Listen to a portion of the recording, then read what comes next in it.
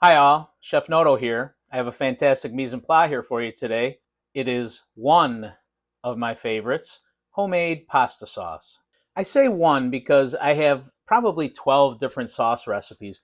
And if you Google and look up sauce recipes, you'll probably see 10 people doing it and giving you 10 different ways to make sauce. So this is my way. This is just the way that I've been doing it for the last probably 10 times that I've been making sauce. But who knows, I might change this down the road because I like to do different things with food because that's the fun about it.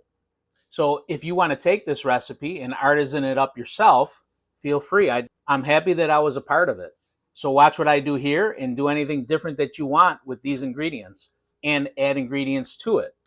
You can see it's kind of simple. I don't have a lot of ingredients that go into the sauce. Olive oil, onions, chopped garlic, dried oregano because I feel as though it has a better kick than the fresh oregano, parsley, and basil. And then I'm using an immersion blender, which you can get from Henrietta Restaurant Supply, along with all of these bowls and this induction burner. If you want to put it in a blender, you can do that. But once you put it in here, your best bet is to take your middle out. Just keep it over it a little bit so that it doesn't splash up at you when you if you put it in there hot. If you put it in there cold, you don't have to do that. But I'm going to be using this immersion blender when it's not really boiling hot, but when it's warm. And then the whisk. So today I'm doing it with crushed tomatoes and tomato puree. And you can use any different variety of sauces that you want. You can use the stewed tomatoes that are already peeled and then just crush them up with your hand. Maybe add some little paste to that to make it a little thicker, or a little puree to that.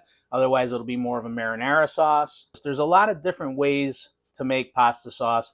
I'm sure you watching have your own ways as well. Maybe you can use this way to make it a little differently if you want to experiment. So I have everything ready to go, so let's mise.